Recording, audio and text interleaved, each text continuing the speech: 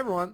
So yeah, for those of you who aren't quite familiar with some of the crazy stuff that's going on, and I'm not just talking about government's response to COVID-19 and all the insanity as it pertains to the mask mandates, the lockdowns, the stifling of speech, the shutdown of countless small and medium businesses, the abuse towards young guys just out skating in an outdoor arena out in Alberta.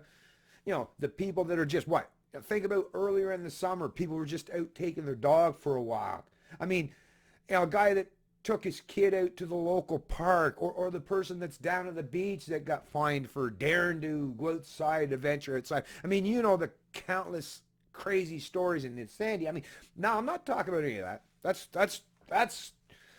something that we definitely got to talk about, and I have in many past videos. But in this particular video, this is something that, unless you've been paying attention to my channel for a long time, many of you, especially if you're a newcomer to the channel, you might not even be privy to any of this information. And once I'm done with this one, yeah, just like I say, just use that search function on my YouTube channel, put in a couple keywords, and you'll see I've covered stuff like this quite extensively as well. And yeah, not only is it very disturbing and shocking and something that should never be allowed or take place in a so-called free country such as Canada, but once again, folks, that's the thing. Reality over rhetoric. Is Canada truly a free nation? Well, sounds good in theory. Sounds good as a bumper sticker. But let's actually dig down into the details. And those of us who have actually done so, it's like, no, like I say, it just sounds good as a theory or as a bumper sticker. But it's not grounded in reality. And articles such as this continue to prove that. Headline out of the Vancouver Courier, RCMP spying could chill freedom of expression. Review. RCMP delays in responding to allegations incomprehensible. Well, you would think, but not in this modern world we live in. That's the thing. Incomprehensible is for those of us. Those are words that are for those of us who actually believed, right, that Canada is, or at least was, a truly free country. And I'll admit, even for me, after all these years, it still can come across as shocking at just how invasive, corrupt, and authoritarian the ruling class has become in this country. This is reported by Jeremy Haresworth, Glacier Media, December 15th, 2020. The RCMP watching people based on their political beliefs could have a chilling effect on freedom of expression in Canada, the Civilian Review and Complaints Commission, CRCC, said in an investigation report released December 15th. Could? We all know it actually will, and it does, and it has. I mean, just the sheer fact that there's such a tiny, tiny minority of people such as myself who are actually brave enough to speak out even knowing this stuff speaks volumes, right? And I gotta say, that silence that represents the majority of people in this country, it's quite deafening. They may only come to the police's attention because they have exercised their rights to freedom of expression and freedom of association. The report from Chair Micheline Leahy said, "This is extremely concerning. Canadians have the right to expect that the police will not retain their personal information simply for engaging in peaceful protest." Well, that is, the pretense of what it is to be free in these modern so-called free democracies, right? Once again, I mean, has the curtain not been pulled back far enough for you yet, Canada, to see just the pure and blatant ugliness that is revealed, that is the representation of the state, of big government?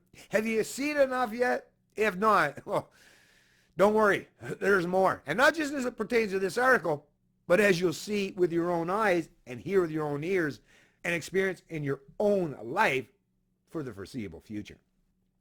But while the commissioner made 8 recommendations around police information retention and destruction, the report acknowledged the RCMP's need for surveillance activities.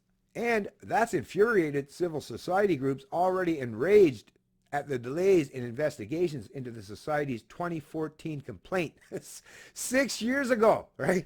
And I mean, probably based on all the information, not just the Edward Snowden revelations, I mean, all the things, and I've covered all this stuff. I mean, we have all the proof. The proof is there. It's archived. It's backed up. It's been reported.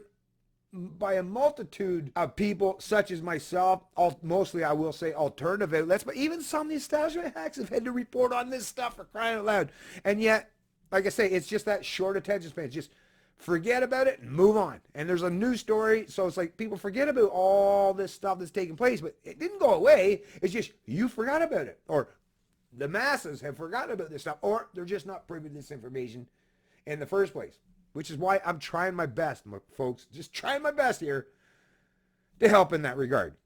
It is unconscionable that the CRCC is telling Canadians that they have to accept being spied on if they are going to exercise their democratic right to protest, BC Civil Liberties Association lawyer Paul Champ said.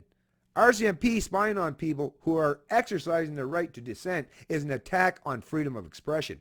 It creates a climate of fear that chills free expression and stifles public participation. This report is telling us to accept a police state. And that may very well be the reason why when you see these protests out there, whether it's in BC or Ottawa or any other jurisdiction in Canada, why it's just a small, tiny minority of people out there, because the overwhelming majority, that's the thing. People, the incentive structure of the state is working the way it's intended, right? The state is basically imposing and instilling this kind of fear. It's like, oh yeah, you want to go out and protest? You want to speak out? You want to defy my orders, my mandates, my edicts? Yeah, you go ahead. But we got people who are paying attention to who the hell is out there protesting and defying our edicts. And we'll make you a living hell for doing so. Right? So, that obviously has a very chilling effect and would definitely explain why there is such a small number of people who are out there actively protesting these days. The association complained of RCMP monitoring, gathering intelligence, and sharing information about people seeking to participate in National Energy Board hearings about a proposed pipeline.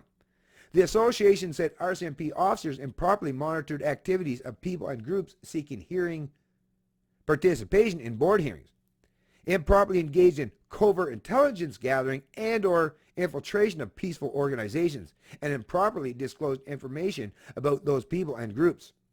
The issue of how long the National Police Force retains information on people also arose. The Commission acknowledged that rigid blanket rules with fixed timelines could interfere with legitimate law enforcement and criminal intelligence on national security intelligence objectives, and that some flexibility for the RCMP is needed. The Commissioner is concerned that the RCMP is maintaining its original position, that is, that the RCMP would retain the personal information of peaceful protesters, demonstrators, and activists for as long as the existing policies require. In other words, for as long as the RCMP sees fit. So anyways, folks, I'll place a link to this article in the description of the video below. As you can see, this is basically pertaining to those left-leaning activists, most likely the ones that were blocking the rails, right? Remember these environmentalists, right? But once again, as much as I'm not a fan or aligned or associate with these people in any way, shape, or form, I also accept that they have a right to protest. Now, blocking rails, that's not protesting, right? Or, not really, right? You can protest when you're hindering or hampering economic activities or function that affect a tremendous amount of people's lives and livelihoods. That is a gray area. But I definitely agree that the National Police Force, the RCMP in this country, have no right or authority to be constantly monitoring or tracking these people online to see what they're up to, right? That is the police state. That is the surveillance state. And while I definitely don't agree with these people, these authoritarian environmentalist leftists, who actually aren't really harming or hindering government anyway, but seem to be causing a lot of pain or attempted to cause a lot of pain and did so for just mom and pops or those of us in the private sector. Which tells me that these people really don't know what the hell they're doing in the day. But once again, I'll even stand up in defense of their rights, their freedoms, and their liberty, even though I disagree with them vehemently and probably wouldn't have a whole lot in common with them. But I would just say, at the very least, if you're going to take a principled position, for it to actually be principled means you have to hold the same position for those that you disagree with or for those you don't align with.